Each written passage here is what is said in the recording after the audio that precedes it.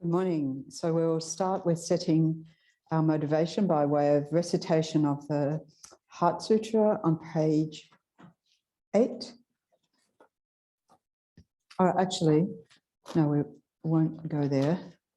We'll go to the mandala offering on page 15. We'll do the mandala offering, everything most gorgeous offering in the universe. Saji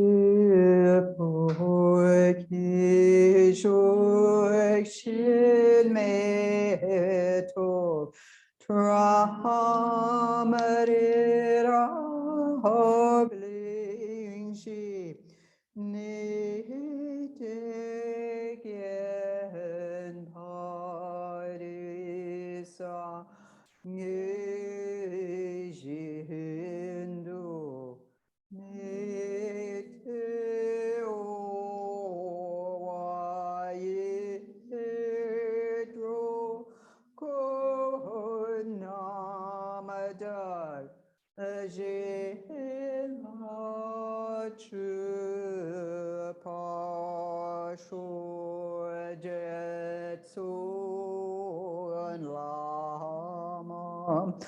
Nam Pakinam Chokala Kien Sichu Zinchi Chita Sahampe no Chichin Malaza Yechuki Shapatu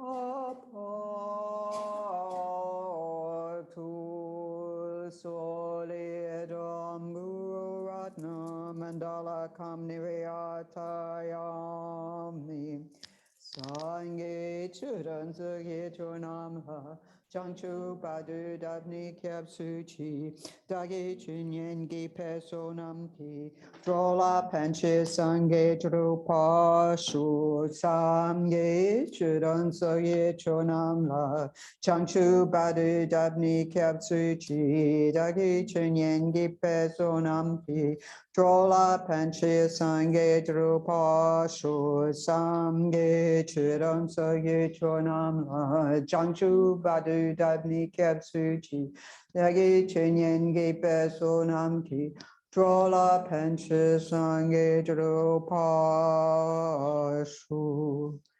So in this way, setting a vast Mahayana motivation for listening to, reflecting on the teachings.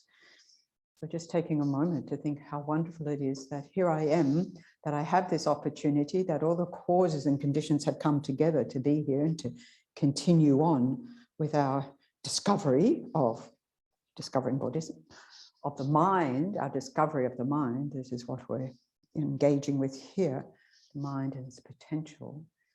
So how rare, how precious is human life, appreciating all the good qualities that we have and aspirations coming to fruition here in our mind stream, and not just in our mind stream and our body getting here and everything, all plans have come together. And this is the result of the accumulation of vast virtues in past lives that, of course, is hidden to us in terms of understanding karma. But nonetheless, we have faith in what the Buddha taught and so forth. So here thinking today, right now, I'm so fortunate to be alive. I have this precious human rebirth. I'm not going to waste it. I'm going to use all my energies to develop myself, to expand my heart out to others, to cultivate the path to achieve enlightenment for the benefit of all beings. I'm going to have kind thoughts towards others. I'm not going to get angry or think badly about others. I'm going to benefit others as much as I can.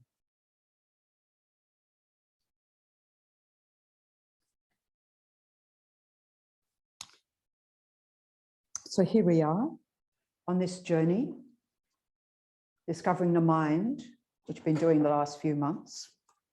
I just wanted to make a few announcements because I need to make them always at the beginning, otherwise I forget to make them later, or I might forget to make them later.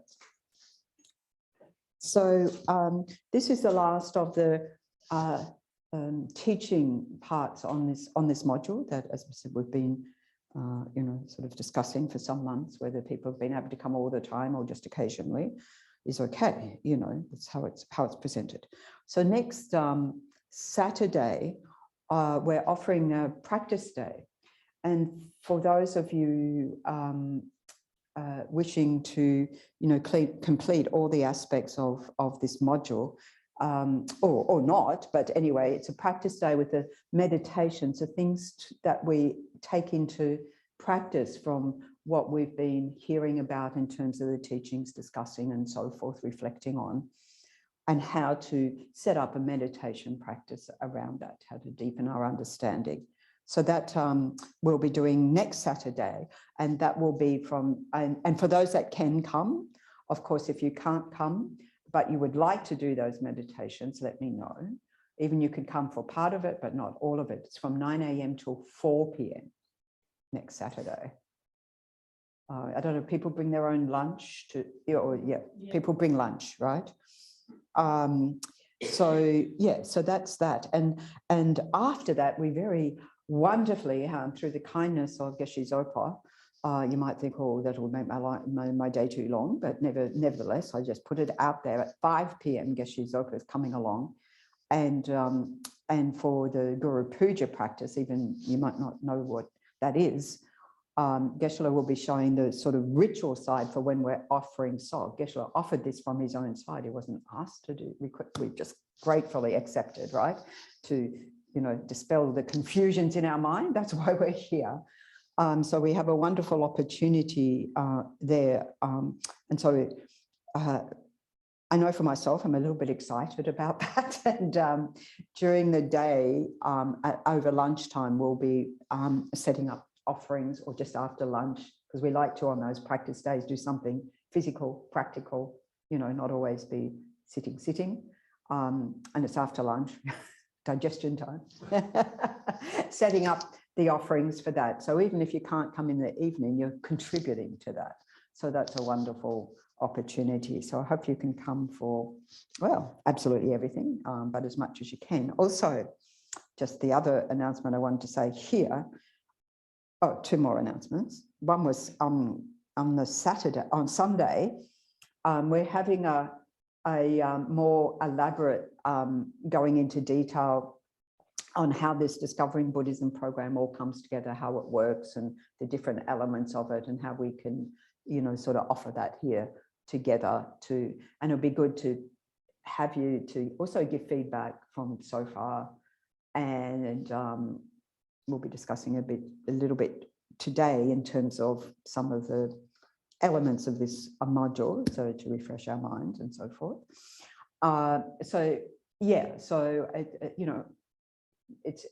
FPMT has particular, our organization has a particular presentation following the advice of our precious Guru Kyabche Zomba Rinpoche for how to present these programs. So we'll be talking about that, times for Q&A and just general discussions about Buddhism, about practice, about, I always like to say, everything you want to ask about Buddhism and just never had the opportunity, but that could take a very long time, but at least some things. So it's a sort of open morning, if you like that next Sunday morning. And then also I just wanted to announce that if people aren't aware, next Saturday is Gendundrab's 75th birthday. Now, I may not want to be announcing that to the world, but it is 75 long years, and how precious. And those of you who feel a particular heart connection, but I think we all do because he's kept this centre going. Anyway, so him now in Buddha House, of course. I think somebody was organising a card, maybe. I don't know if that's happened or not. Nobody's saying, yes, I've been offered a card to sign or something. But anyway, I'll just see what can happen. What can happen meantime. Somebody had suggested they would organise a card. I'm not sure if it's happening. Okay, so just letting you know it's his birthday. I'm not sure. I'm sure they'll be having big celebrations in Adelaide. COVID safe ones, of course, right? All righty. So here we are, as I said, in the last week for now, on looking at, exploring the mind and its potential. And so here we have the fact that, last time we were talking about the disturbing afflictive states of mind. And then the question arose about, well, how do we deal with that? And so I guess this is all the Buddha's teachings, really, the 84,000 teachings of the Buddha, all about how to get our minds on the right track and stop it going down the wrong track. So then we have to say, well, what's right or wrong? It's not like some decree out there in the world of what's right and what's wrong. It's the fact that, is it causing more suffering for me, the ways I'm thinking, and therefore take that into action? Is it causing me to have more and more suffering, which we call samsara, or the Buddha called samsara, the nature of suffering? Or is it causing me genuine, enduring happiness? And I have to say genuine enduring, because we have a lot of things that provide very temporary happiness, right? So that would be a question to ask. So here we have the presentation of the Buddha's first teaching, on the Four Truths, which summarizes the approach to the whole question of what suffering is and what causes that, and how to find freedom from that. So unpacking that. And so here we see the four truths for noble Arya beings, for noble truths, which why they're called noble, because they say for those beings who have all the realizations in their mental continuum, it's self-evident how we keep creating the causes of our own suffering. So, for example, one time I was at Kopan Monastery with Lama Zopa Rinpoche. It was coming towards evening, and Rinpoche had been asked, or was going to do it, whether he decided from his side or been asked to do animal blessing. I don't know if anybody's ever had, participated. There's been animal blessings here, right? Excuse me. And so, one skillful means was to fill the food troughs of the cows with food, because that got them there, right? That got them there. And so they were there at the food troughs. And then Rinpoche starts on giving blessings, giving mantras, putting out positive energy, and lots and lots and lots of practices and so forth. And then Rinpoche looks up, and it's getting dark. And Rinpoche looked up and laughed, because there was a cow and a bull having sex. They were very happy. So it works for me, right? And Rinpoche laughed his head off and said, we're creating their causes for their liberation, for their nirvana, and they're creating the causes for their samsara, for their suffering. But we don't think like that, right? Right? So self-evident to Rinpoche. But we also don't know the power, like we say, these power of prayers and practice. And I have ultimate faith in that, not because I see the direct evidence, although do I? Do I? Because I was just thinking this morning, on Saturdays, in our organisation, IMI, the monks and nuns of FPMT, we have this 24-hour prayer-a-thon for, that Rinpoche said, until the pandemic declines. So we've been doing now for 85, 86, 87, 88 weeks, many weeks. And I'm still on the WhatsApp for the multimedia team who are hosting that at Chen Rezig. And one of them said, how long will this prayer-a-thon be going on? And the response was, until the pandemic declines. We don't know, right? We also don't know in terms of the outer environment, the actual results of all those prayers and practices in the world. Has it mitigated? Has it contributed to benefit and so forth? But what I do know, why I'm hooked on it myself and engaging in it makes my mind feel better. It uplifts my mind. It enthuses my mind. It brings us out of the sinkholes of depression or, overwhelm or whatever. And that's what the Buddha's talking about. As the Buddha said, I can't do it for you. I can just show you the way. I can't take these afflictions out of your mind. I mean, the Buddha would have done that. Jesus Christ would have done that on the cross, take on the suffering of the world. But we know that it didn't work that way, and it doesn't work that way. So the Buddha said, this is the thing, we've got to do it. So in the Four Truths, the first teaching summarizes the Buddha's approach to that whole question. The fact that our stream of consciousness that we have talked about goes from one moment to another, to another, and to another, from one lifetime to lifetime to lifetime. By nature is what? What have we said? It's pure, it's clear, it's luminous, it's spacious, infinite potential, right? That is its nature. That is its true nature, right? And so it's only temporarily, we might say even thickly, obscured by these disturbing states of mind, the afflictive states of mind that arise. So we have to keep that in the forefront of our mind. Because it's momentary, it's impermanent, subject to change, therefore we can change. And that's all of the Buddha's teachings are about, training the mind. So this is why we start with this topic, to understand the mind.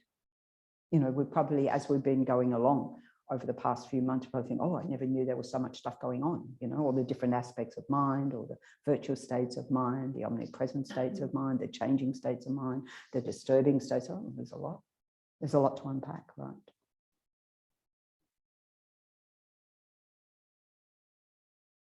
So not only that we are disturbed maybe on a very manifest level on a day-by-day basis by negative thoughts, by the well-known rut of disturbing emotions and so forth, whatever we have a tendency towards, but also the more we engage in that, it puts imprints and tendencies and traces on our mind. But the same is true of the virtual states of mind, isn't it?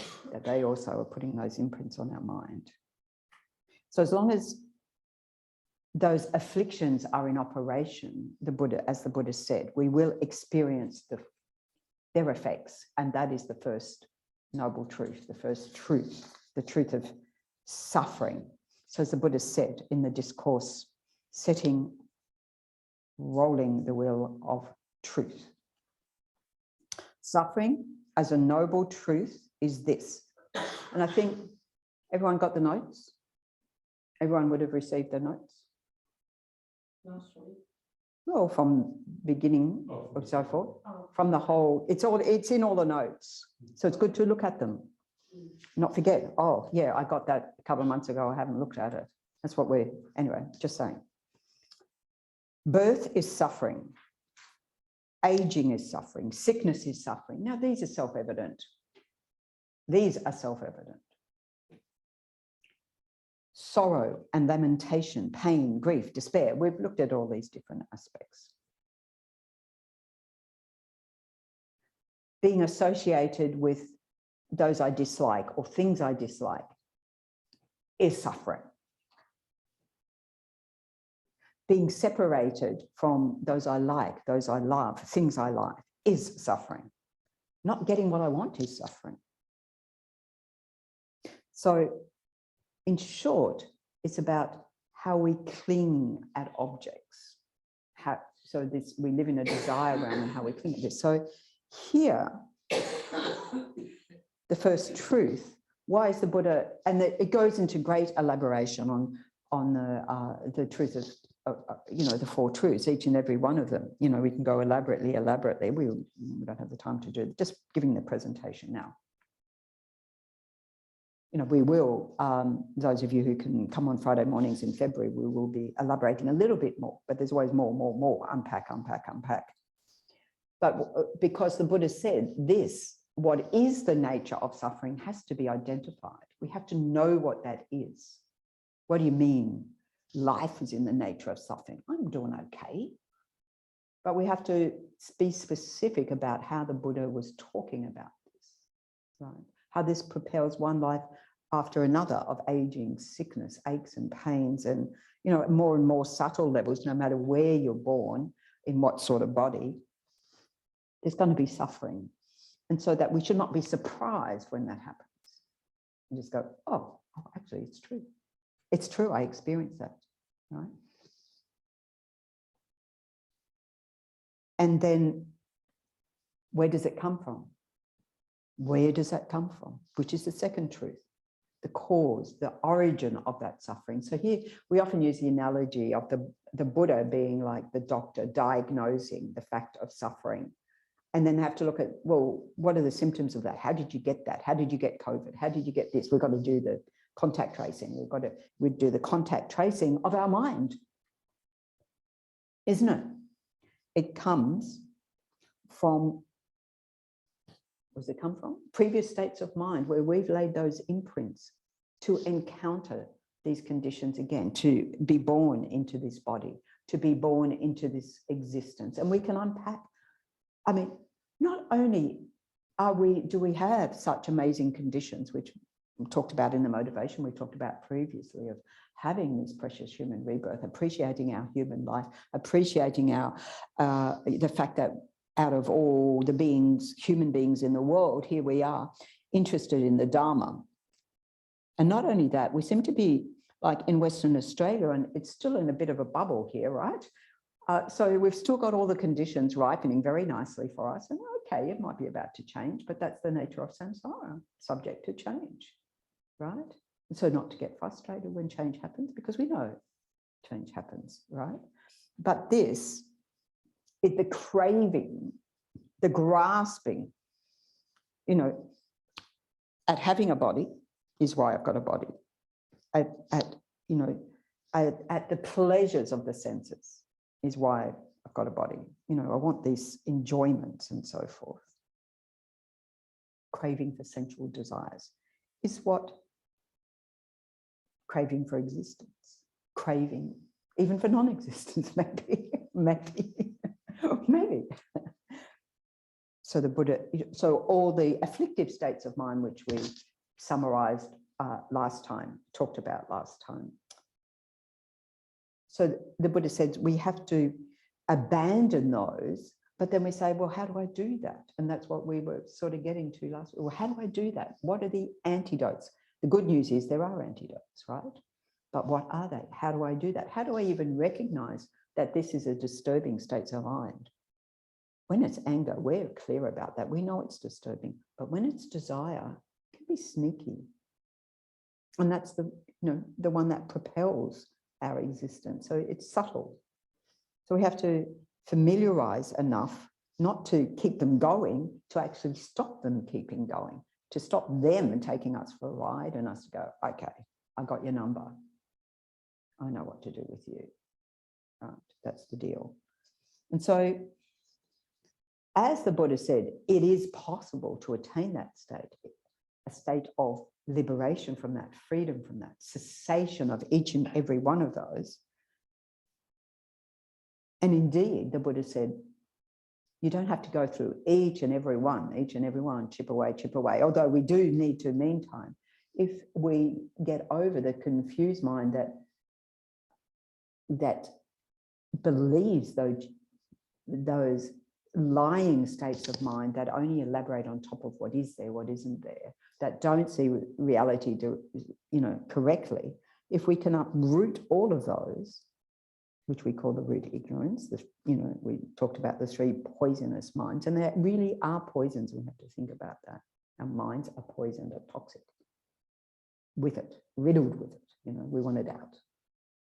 If we can uproot that one, we uproot all the rest. But that is a long, hard journey, of study, of reflection, of meditation. It's a long, long, long journey. Even nipping one afflictive state of mind, those who've been around a while or have worked on your mind enough to know, it's ruddy hard, isn't it? This is for courageous beings. This is why they say the courageous bodhisattva. I will, never give up, I will, because it takes a long, long time. Okay. So we can change this attain this cessation, we first of all have to know what that is, what that state of liberation. It's a sort of, I like the word relinquishment, a letting go, just let it go, drop it, drop the story. And the more we drop the story, the more freedom we have, the more we can delete, drop, let go, whatever words are going to work for us that we, can get that. And then the Buddha unpacks that more in terms of, well, how do I do that? How do I just drop the story? Well, we start with our actions. So all the Buddha's teachings summarized in the two aspects, having that right view, philosophical view, which is a difficult one to develop. But first off is practice of ethics. First off is watching our speech, watching our actions, as the Buddha said, in, all summarized in what? In 2 lines. 3 if you're advanced. So the 2 lines are, do no harm and subdue your mind. So easy to say, so hard to do, but possible. This is the thing. And then the 3rd one, advanced, and if you can, benefit others. That's the on top, right? But at least start with, so then we practice, as Buddha taught, the Eightfold Noble Path, having the right view, having the understanding that everything's subject to change, everything's impermanent, everything's a dependent arising. In other words, interrelated, depending on causes and conditions. And it gets more subtle than that, but at least to know that because that everything's a dependent arising, if I apply the right antidotes, I can transform my mind. Because nothing's fixed. Nothing in our mind is fixed. Nothing in the world, nothing is fixed. Nothing is fixed or subject to change. So that we say emptiness, when we talk about emptiness, which we haven't talked about much because it comes along in a much later module, but it always underpins everything. It's not nothingness. It's not, nothing matters, because that's got us into all sorts of trouble right up until now, isn't it? But what it is that nothing just exists in a fixed, permanent, unchanging way out there, can't do anything about it, just got to put up with it. Nothing. Everything subject to change, out there, in here. So then everything's possible. So we develop that understanding, that conviction. And then we see the importance of leading a good ethical life. And then we have to investigate what is a good ethical life that does no harm to any living being, as much as we can. We get better at it over time. Right? So the Buddha unpacked this in the Eightfold Noble Path, having that right view, having a right intention. This is why, that motivation I said at the beginning after we did our prayers. And as His Holiness the Dalai Lama says, prayers are good, but it's not enough. We have to do things on top. So the prayers, having the right view, setting our motivation, as we say, correcting our motivation, putting it in a positive direction, helps remind us the states of mind we want to cultivate, the ways we want to progress forward. So as I said in that motivation this morning, this is from His Holiness the Dalai Lama. It was a sort of slightly modified from His Holiness the Dalai Lama. Every morning as I wake up, think, today, I'm fortunate to be alive. Just that thought when you wake up. Not like my mother towards the end of her life. He said, when I was caring for her, and she said, if I seem to be cranky, in a bad mood, don't take it personally. It's just that I woke up again in this body. We shouldn't say in the building, but that's what she meant, because she'd had enough of this life, right? And so many, she's not alone in that, right? But to think, my mind's still working. I can still work on my mind. It's not over yet. I've still got an opportunity. It enthuses us to start our thinking in that direction. I'm not going to waste this precious opportunity. I worked hard at it past lives, not because I remember those past lives, but I have faith in what the Buddha said to know that if there's a continuity of consciousness and I have all these positive conditions, I must have created those myself. They weren't just, oh, you know, here, we'll give you some good conditions. It didn't come from nowhere. It came from our past karma of working very hard at that. And we know how hard we think it is to work on our mind now. Experience tells us, so we can only assume that we have worked extremely hard in past lives. We must have put in lots of effort, and we must have taken vows in the context of having vows, practicing good ethical conduct. So watching our speech. So, okay, I can't get control of, my mind wants to sort of gossip and get caught up in juicy conversations and badmouth people and, you know, criticize and so forth, but at least don't let it come out the mouth. You know, so this is the thing. As the Buddha said, only ever say what's beneficial, what's kind, what's meaningful. It has weight, it has purpose. I mean, you might think, oh, it sounds a bit boring. Where are the juicy bits? You can laugh, you can joke. Look at our lamas. They laugh their heads off. They joke their heads off. They say such silly jokes. Sometimes you think it's all very profound in Tibetan, and then the translator says what they're talking about, and it's the silliest thing. Because there's a lightness of being, because it's not sort of dragged down by these afflictive states of mind. I'm going to expand, use all my energies, develop more and more positive energy, expand my heart to others, right? I'm not going to badmouth people. I'm going to be kind. So we practice, We set our motivation, we put it into practice. Oops, stuffed up, do it again, We pick ourselves up, we do it again, we pick ourselves up, we do it again.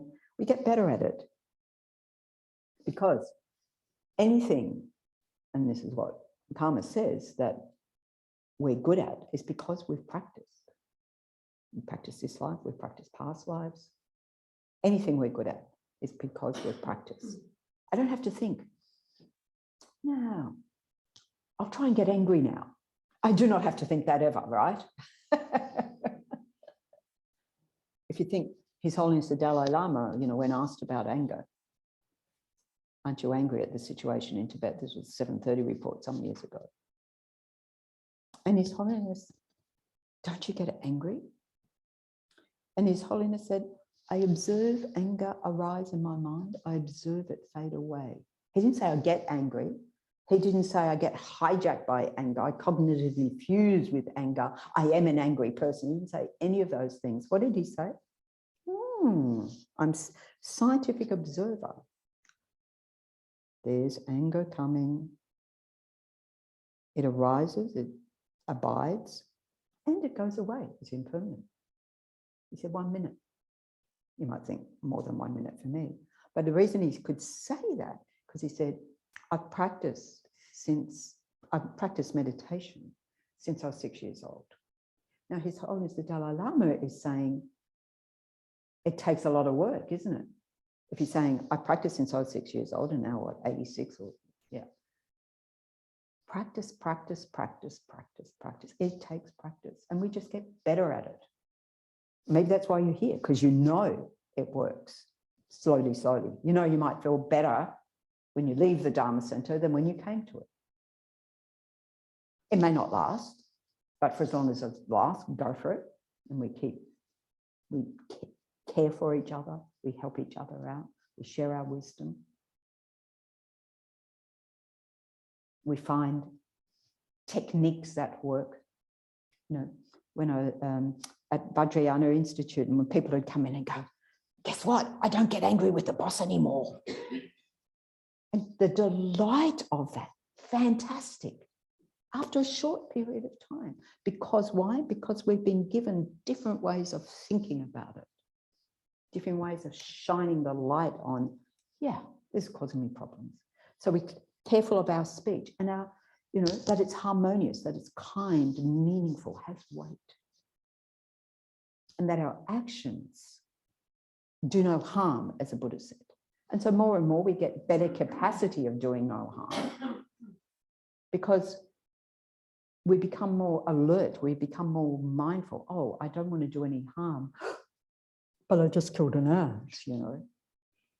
And then we do prayers and practice and mantras and do the animal liberation thing and hope for the best. You know, it's hidden, right? What do we know?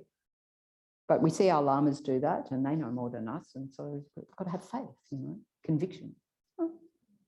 You know, it's worse than the opposite, beating ourselves up, which only just drags us down sinkholes, depression and overwhelm. And I can't do anything, negative states of mind. We're very good at it. We've done it for lifetimes, isn't it? So, right livelihood, thinking about what sort of employment we have that is of benefit in the world. You know, how is my employment of benefit in the world? Now, maybe people don't have choices whether they're a butcher or not. Maybe people don't have choices. Well, maybe they do. I think there's some countries where you don't have a choice whether you're in the army or whatever.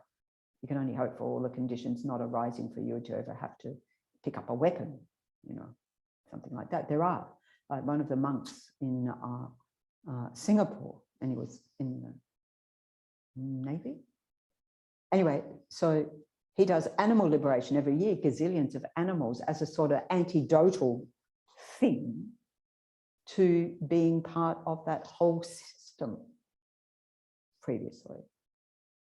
Another nun, Rinpoche, Lama Zopa Rinpoche, when she was in New Zealand, she was American, she's now back in America and working there, gave her a practice of purification. We do purification practice, detox the mind. Her practice at that time was making, I think it was 500,000 water bowl offerings. And so she was working on that practice because she'd been working as a scientist in a lab with little microbic beings, mind possessors, potential Buddhas, killing them as her work, right? So we've all been there, done everything, right? You think, oh, I'm not a mass murderer, but check up. You know, we have in past lives. So here we look at, well, what's a beneficial livelihood? What's a right livelihood? And turning our mind within that livelihood, because we could say we could transform any livelihood into a beneficial livelihood. Like I always find it really difficult to watch, but I was watching a few minutes because I don't watch very long, you know, in the abattoirs. And the mind of aversion arises, but those people have to work there. And I was just thinking, you could blow mantras onto that. And then they become your students, you take them to enlightenment. So we can, you know, use whatever situations we have. Not everyone gets a choice, you know. To transform our mind, this is where it's all at. It's all possible. Okay. Right action. The body, right effort, joyous enthusiasm. We need that to continue on. If we're having to continue on the Dharma and you're just telling me, well, if it took His Holiness that long within one lifetime, and you're saying, well, he had some previous lifetimes as well, and it's going to take up me an awfully lot longer. The mind can give up, you know, like the guy in Long Bay prison, he said to me, I tried meditation once, it didn't work. He tried it for 5 minutes. I said, well, maybe try a bit longer. At least 5 years before you decide it's not working. Really, realistically, right? Wouldn't you say? Wouldn't you say, Brian? At least. I sort of think about 20 years before you sort of even start to get this stuff, really. I mean, I'm a slow learner, maybe, okay. Maybe everyone else is probably are street years ahead of me. But it takes a long, long time to realize there is a cause and effect. And to have real conviction in that and say, not only intellectually, but, oh, you mean I've got to do it myself? Oh, that's what the Buddha said. It takes a long time to get to that point. So in that way, we can all start with acceptance. Well, this is where I'm at right now. We start with that. We don't pretend I'm somewhere where I'm not. This is where I'm at. This is I'm a work in progress, right? So how do I just take one little baby step forward? One little baby step forward. Something I can do, something achievable. So right effort when we're engaging in this, oh, that's right.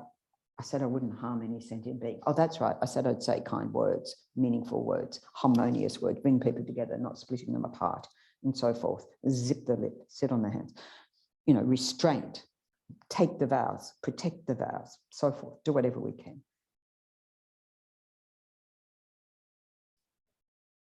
And right, mindfulness. So in other words, developing that mind of caution. I mean, we've talked about these factors of the mind. Geshe Dawa, who was our teacher in Sydney, passed away now. So, first Geshe that we had teaching at the centre. And he told the story that he had been told, if you want to become enlightened, practice mindfulness.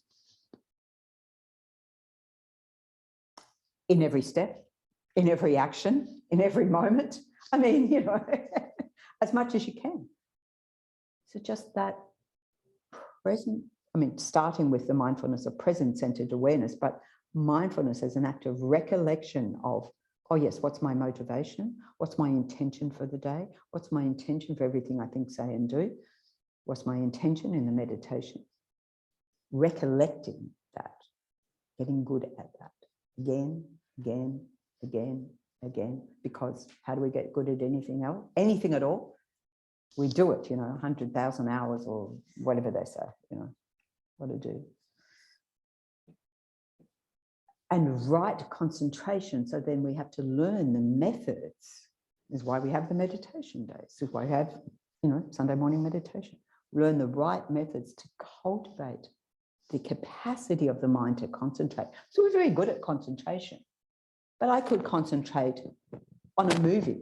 I could be very good at that. When I had a little dog, just before dinner time, single pointed concentration on the food, very good at that. But working with the mind, I mean, she was ADHD. She was totally, I mean, 5 seconds later, she's woofed it down and it's all over. And it's like, perhaps I could just have held it a bit longer so she cultivated some more mindfulness. But she did also come and sit next to me in meditation sometimes. And of course, I imputed from my mind that maybe she, of course, she wasn't meditating, but maybe she was picking up on some vibes. Maybe she wasn't too.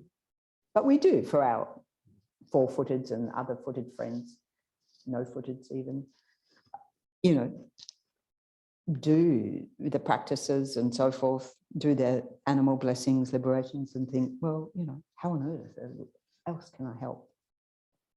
So of course we do that, but our own mind, you know, cultivating single-pointed concentration and then finding what precise object of that, you know. So like, for example, one of the meditations next week is focusing on the Buddha image, because not only, of course, we focus on our breath. It's a pretty neutral subject, but very, very, very helpful object of meditation, extremely helpful. But think on top of that, if I meditate on a Buddha image and I develop an understanding, learn about all the qualities of the Buddha's body, speech, and mind, particularly of the mind, it's a reflection of all the potential I have to attain that. That's what the Buddha said. We can all do it. I did it, you can do it. Just a matter of time, just a matter of conviction, you know, bringing all the positive conditions together. And so that way, we're accumulating vast bucket loads of virtue at the same time. And it's joyful, it's uplifting the mind. And so then we're more enthused to do more, because we need that. We need more joyous enthusiasm, right?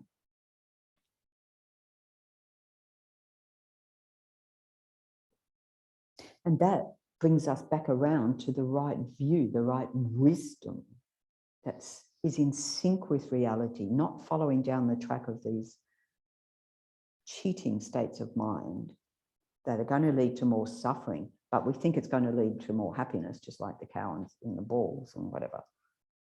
We get it wrong. And this is what the Buddha said. So we just have to keep coming back to, oh yeah, that's right. I can't trust these, I can't trust these, I can't trust these. And so then for each and every one, we look at what are some of the antidotes I can apply. Okay, so I want to press the pause button here and just invite you to turn to someone near you, 2 or 3, and think about what are the things that a tendency in your mind that, okay, it might be towards anger or frustration. It might be towards jealousy. It might be, because we all have different ones that predominate our mind. The desire one, we definitely all have. Here we are, it's called the desire realm. We've all got that in bucket loads, no question of a doubt. But just like the student who came in and said, oh, I don't get so angry with the boss anymore. So just think about what sort of strategies have you applied? How helpful has it been? It might be ways of thinking. It might be, as it says, drop it, let go, relinquish. It might be thinking about them more than about yourself. Whatever it is, I don't want to give you all the answers, because we all have strategies and tools and things that we have tried. And let's just see if we can share some of those with each other to see, what sort of strategies have worked so far for me in my life. You can also say what hasn't worked, but let's focus on the positive, because this is what we want to focus on. What can help me? And this is about progressing on our spiritual path together. So if you feel okay with moving forward like this, spend a bit of time with 2, 3. I think last time we had a few too many down there, I split you. Just so you've got enough time to really each one have a go and listen to each other. So it's in a matter of learning from each other, sharing our success stories in dealing with all these crazy states of mind, or any particular crazy state of mind. Okay? So let's spend about 5 minutes or so with a buddy. And just choose one. We could choose a whole bucket load. We'll be here till eternity. Just choose one.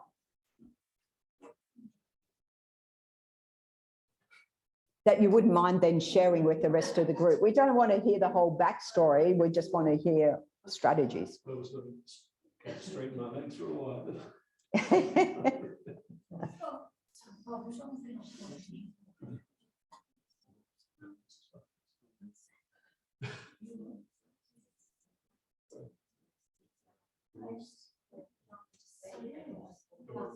Yeah, you want to be in a different group. That's right. Good on you.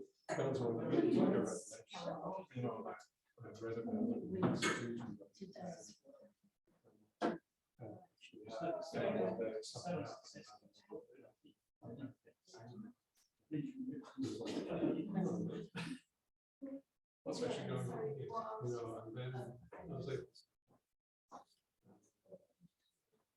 I think it's almost like once the door is over, there's a lot of other stuff that you see arising. But it was probably a year or so later.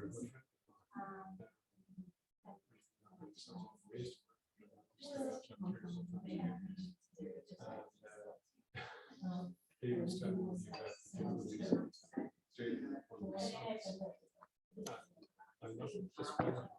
he's one of these guys, really nice guy. Something to trigger him, and he just exposure. Yeah, and there was one day when we were working together many years ago. That was really important. My client, called me first. Yeah. So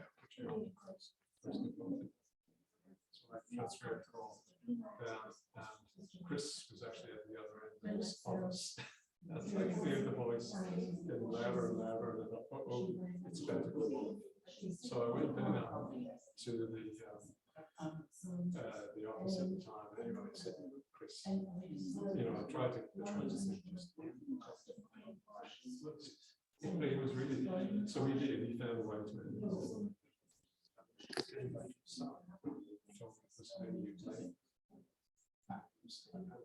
So much trouble. We don't communicate very well.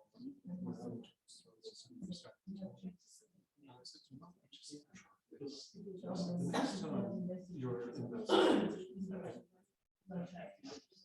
you do feel anger arise. It comes from, it starts to bubble up. And it's just, sense, open up your awareness to the connection. I don't need to allow this explosion to occur. And anyway, we talk about it. And then the next time we go, presented the challenge. So much. I said, so why? He said, oh, he said, I had one of these conversations with myself. And he said, Again? you can do that without moving your lips. It's just amazing. That's right. It's just amazing. Training as a ventriloquist really worked. I tried that as a kid. I guess we all did. Okay, so this is where we get to share our collective wisdom, just whatever you feel comfortable with sharing here. I thought last time we started this way, so this time we're starting this way. So Brian, Venerable Yangshan, some summary of some things you've tried that have worked that you'd like to share with others. Well, I was talking primarily about the, you mentioned the Dalai Lama, about how he's aware of his anger. Being aware of anger, yeah. And that for me was it's almost like a revelation. The first time Yes. I experienced it. I've heard the teachings quite a lot. I've read books about it, but it's just one day something happened that I could feel the anger beginning to arise. And I was able to pause and say, I don't need to let this just explode out of control. Yeah. So I became aware of what was happening. Yeah. And that had a sort of a flow-on effect then for a lot of other emotions that arise, where you can see it happening. You can sort of step back from it a little bit. Yes. And say, well, does it need to happen this way right now? No, it doesn't. Yeah. And then you find, different techniques, different ways of yeah. being able to manage it. Yeah. So that's a very good example. I'll just start with this one. Thank you so much, Brian. So with the object being, the affliction being that of anger. And first of all, reading, hearing teachings and so forth, this is just like, because we start thinking about it, right? Without even maybe realizing we're thinking about it, but we familiarize our mind with, looking at the aspects. This is why those books are so helpful, like Healing Anger, Working with Anger, the Thubten Chokyi's one, and so forth. The more we can read and get a different handle on how that manifests, how I can identify it, and that comes to the second point. After some time, then being aware, I can feel, because Brian, you pointed to your body, so you could feel in your body some sensations of that. And of course, the Buddha would say, well, it's not really the body that gets angry, but that can show symptomatically that I'm angry before, because the thoughts and the mind's a bit more subtle, so I don't quite get that yet, but good enough. And then, so having that awareness, unless we shine the light of awareness, can identify, that is anger. It's not jealousy, it's not pride, because sometimes a whole conglomeration come together and we've got to sort of unpack, what's either predominant here or underlying here. It's the anger one. That's the one. That's the one.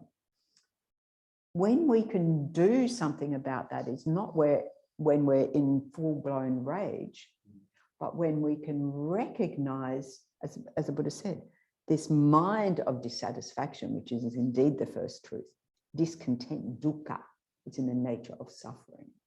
This mind of irritation, frustration, when it's, how early can we shine that light of awareness on this label it a disturbing state of mind? How soon can we do that? And we can't do it while we're engaging in that toxic emotion. Like, it's not like in the middle of hopefully, it wouldn't be great. In the middle of a conversation, you just think, drop it. When we can get to that point, that's advanced, right? But first of all, we go into the scientific lab. This is why we do meditation. This is why we observe the mind, cultivate mindfulness and so forth, to be aware and to bring that awareness earlier and earlier when I was doing the Cultivating Emotional Balance teacher training, as Paul Ekman said, we've got this emotional alert database, all our previous experiences of anger, all our whatever situations, and then an environmental factor arises, be it out there I label the boss, or, you know, it's always bosses, and anyone who's a boss knows that you cop the flack, right? Because it's easy, just point the finger out. But the Buddha says, actually, it's not out there, it's in here, right? So therefore, I can, he said, then all sorts of techniques you can apply. Have you got some? No, it's just being that awareness. Being aware. And awareness itself, shining the light of awareness, we can sort of dissolve it. Yeah. We can dissolve. The energy is a powerful energy of anger, is a powerful energy. Just think that we could just dissolve the negative state of mind around, but keep that energy and turn anger into passion, anger into compassion, anger into patience with ourselves, number one, patience. This is one antidote, and we learn the antidotes, you know, the patience with ourselves, the patience in our Dharma practice, the patience with illness, the patience with COVID. Look at the amount of impatience in the world. And we're about to experience probably a challenge in terms, it's okay for us to cruise along here in Western Australia. At the moment, we haven't had those months and years of lockdown of, you know, let alone, you know, look at what's happening with Omicron, you know, we're just in the world. So, but the more we can counteract that, the stronger our mind, the more resilient. Our minds are incredibly resilient, but we have to cultivate that, tap into that, isn't it?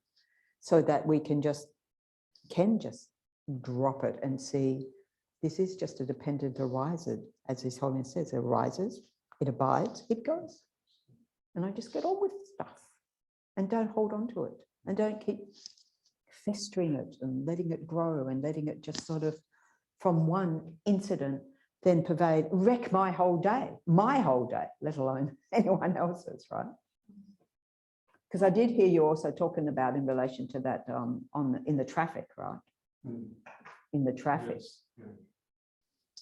Yeah. I was when I was, you know, I think it was at the Buddhist Library in Sydney.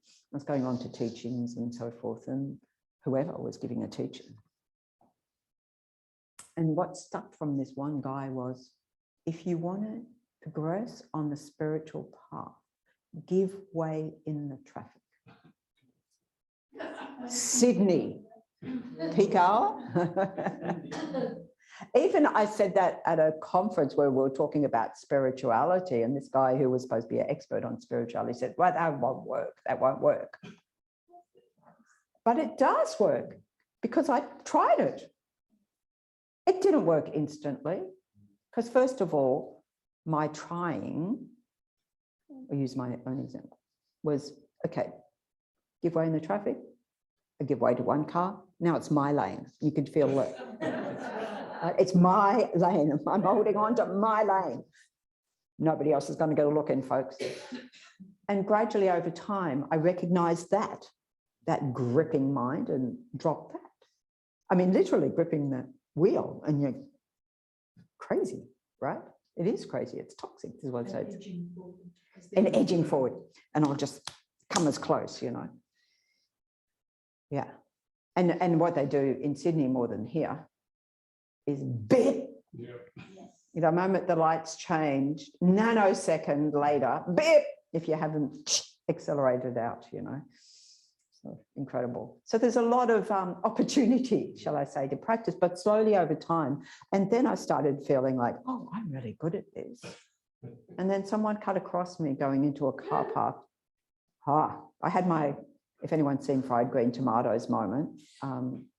Anyway, maybe it's a reference you're not aware of, the movie, Fried Green Tomatoes. Yeah. Where she goes, she bashes into her car, into them when they're taking the car park, and she says, I've got insurance.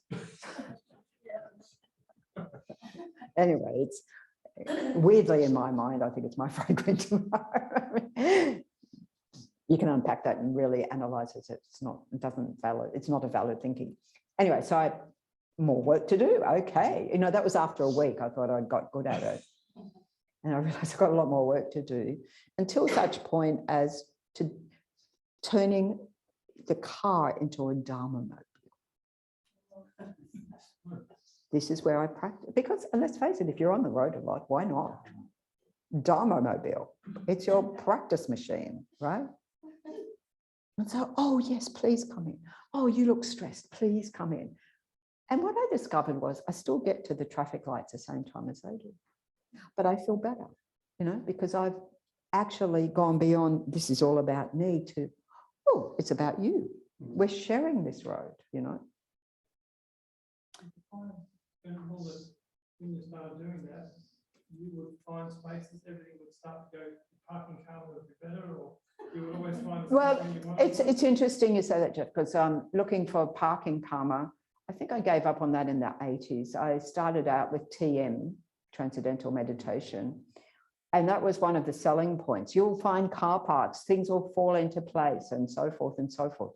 What falls into place is the mind doesn't get agitated when they don't fall into place, right? You become more logical.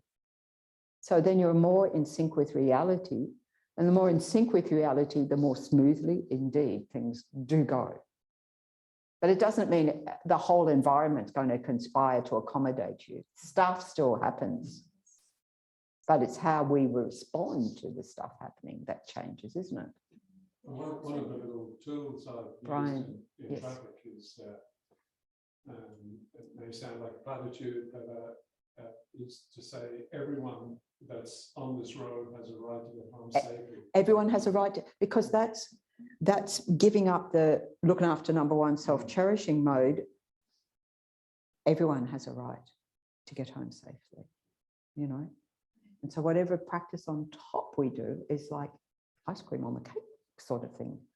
But yes, that extending ourselves out is an antidote to all of these, to focus on the other, to focus on others' well-being. We say it in our prayers and practices, right? But slowly, slowly being able to, His Holiness the Dalai Lama says that try this booster technique, and it's opening out to, you know, maybe like me, like one person into the lane, and then just go a bit further. And then everybody, before you know it, everybody. Slowly, slowly. If we jump to absolutely everybody, it's either sort of just the platitude or it's overwhelming. It's just like, oh, that's too hard. But if I can see I can make progress, just that one person, just that one, you know, object, we can transform that, as I did with people coming in who looked so stressed, transform it into compassion. I didn't sort of sit there and going to transform it into compassion. It's just my mind went to concern for the other. So that's an antidote to many of these, right? Yes, Pauline. I have done this, okay? I've sat on a side road or Yes. I stopped at the lights, let the person go through, or turn into a lane, you know, and then they whisk through and I say, they didn't even thank me. So then I got, We've got to drop the expectation that they're going to thank us for it, right? So that was quite hard. Yes, it is quite hard because we do that first step. That you way that there is a Yes. courtesy that you should just acknowledge. Yeah. And that, you know, don't have to be profuse about it, just like that. Yes, so we set ourselves up with these expectations that they're going to reciprocate. They may never reciprocate. But what we're doing, training our mind. We are training our mind. You know, one way that I approach that, and people may have other ways, when that sort of thought arises, I think our precious teachers, the lamas, they're so patient with us. Eons of telling us the same thing. And they don't give up on us. So we can't give up on others. So I just sort of think like that to help me develop patience, not only towards myself and my practice, but towards that other one, you know, extended out. Oh, well, okay, I've got to be patient with them as well. I mean, I also like to think, you know, what's that one? Random acts of kindness that maybe at some future point, this life or a future life, and I don't know, I'm no clairvoyant, that will ripen for them. And that will be that kind person in the traffic. You know, that helps my mind. There's no guarantee of that because I've got to look at, am I consistent in that? That's all I can do, extend that out myself. And so then we get better. Yes. In Bali. In Bali, yes. Anyone, you're going down a road, there's someone on the left. Yes. They always pull out. Yes. Without even looking. Yes. They never, ever even look. They do that in Sydney too. That, you know, every single person does this. It's not like they look and say a car's coming. Everybody pulls in. They do not look. They don't look, yeah. Their head is looking down the road. Yeah. I have this sort of view that when people get into cars often, it's a habit of you become the machine, you cease to be human, you forget there's another human being in that car. It's not the enemy out there, which we make separate from ourselves. It's like, here is a fellow human being. Well, you know where that's also apparent is, I know we both cycle. When you're cyclists, yes, very apparent. You adopt this attitude. Yeah. You're more defensive and certainly more aware. More aware of what people do. Yes. But as soon as you step into the car, you're suddenly the car driver, and you're not a cyclist. And you think you're protected by the car, and it's like we become the metal machine. It's weird, right? Yeah. So we have to soften the sides, not of the machine, thank you very much, but of ourselves. And that use it as an opportunity and see this one who doesn't thank me. Thank you so very much for giving me more grist for the mill, more opportunity to practice, because I've clearly got more opportunity. So we have to, it's a hard training, but training our mind in that way to see, turning what we perceive as, oh, you didn't even thank me because I had an expectation. I mean, people volunteering here may feel that, no, people don't thank me for what I'm doing. I have to think, well, I'm not doing it to be thanked. I'm doing it as my practice, right? I'm doing it for the benefit of the Dharma. I'm doing it for the benefit of my mind, whichever level we're at, to know this is, I'm just making myself, becoming that better person until I'm such a better person that I attract others towards me because I don't threaten them. The power of attraction. It's true. Okay, thank you very much. We've had moving behind. Other examples? Yeah. Yes, just quickly, I learned something really important from my dad when I was in my early teens. I'm driving across the road, Melbourne. He said, Yes. David, etc. Why do you wave? He said, because I might need the next person to stop and help me fix the windscreen. Yes. And it stayed with me all my life. Yes. Why do you wave at the person? See, isn't driving a fantastic practice? So waving at the person because you might need. The next person. Kind of like Yes. Yes, pay it forward. Yeah, yeah, I know. You'll, yeah. And, you know, someone who doesn't do that, city slicker. You know, isn't it? Because, and think about that. We can extend this thinking out to absolutely everything. If I treat people well, I never know when I'm going to encounter that person again and I'm going to need their help, marooned on some island or out at sea, or anytime, right? So even it's selfish, it's wisely selfish, like I might need your help in the future, so be kind. If that works for us, right? It helps us, absolutely. Be kind to, and it connects you with everybody. And a bonus is when, Pauline, not only do they acknowledge, but they actually smile back or wave or the finger, you know, hi, thanks, you know, have a good day. Because all of those are trainings for our mind. Have a good day. Training for my mind, training for my mind. Have a good day. Say it in the shop, say it everywhere. Enjoy your day. Of course, we say it and we hear it and we just sort of treat, oh yeah, that's just what someone says. But let it soak in. Let it also go out. It's a good one. We were discussing family, because that's something. Families, a good practice Really good zone. practice at avoiding triggers. And I come from a situation, I've been the eldest, was a situation of a lot of verbal abuse and sometimes. Yes. Yeah. Growing up, and initially I fought against it as Yes. a young child and a teenager. I fought against it, and so I would go on and attack back verbally when it happened. And then at some point I realised that really wasn't working, so I took myself off overseas and just stayed away from that. And that seemed to work, except for telephones.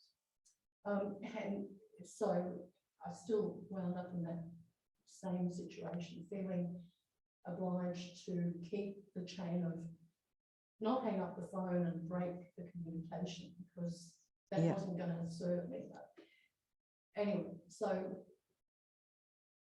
recently my sister has adopted the role that my father previously had.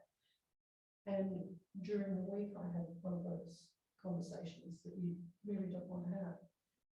And one of the things that I wrote about my dad's stuff was that it's his stuff, it's not my stuff. Yes. It's his stuff. Yeah. And sometimes if you can just intervene and say, you know, Dad, your relationship with my mother's not my problem. It's yours. Yes. You deal with that. It's not got nothing Yes. to do with me. Yes. May actually bring them back to a point of awareness where they stop what they're doing. So I've tried a number of strategies. That became my strategy for a while. Yes. And I did that with my sister, who had a similar kind of relationship where I could stop being passive receiver of which always affected me, and started being the person who said, you know, hang on, this is not for me, etc. And then during the week it just came up again, and I spoke to my friend John on the phone, and this is a really good thing to see deep friends. Yeah. And knowing about my background, we talked about, you know, how that could have, you know, in many situations has led to things like self-harm and stuff like that. Didn't work, didn't go that much for me. But Joe did point out to me that maybe accepting that verbal abuse is my form of accepting self-harm, harming myself. And that was quite a moment. Yes. To actually realise that it actually could well be that. Yes. That while I avoided the bullet in other ways, yes, I still continue to put myself in those situations. Yes. And that thinking that's behind them still. Yeah. So this is a wonderful, wonderful practice of coming to more and more increasing awareness with whatever it takes. Other people can shine the light of perspective.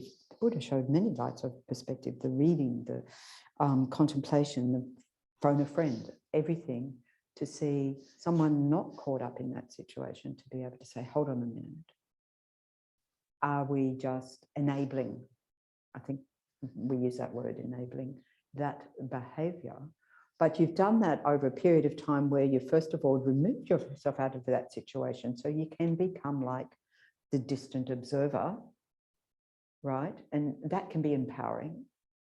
And then try out different strategies and so forth, and realize, but what am I still doing to enable that? So where can I transform? It doesn't necessarily change that situation, but it changes our response to that situation. And that's the key, that I engage with this differently. Well, what is the need within me that actually putting me back into that situation? How am I, well, which is what I call enabling, you know, we get enmeshed with our relationships, and to be able to, what you're describing is changing, using different perspectives, using different angles of thinking, using our wisdom mind, our analytical skills to say, yes, how is it that this is acting out? how is it that this is a dynamic, it's a dependent arising.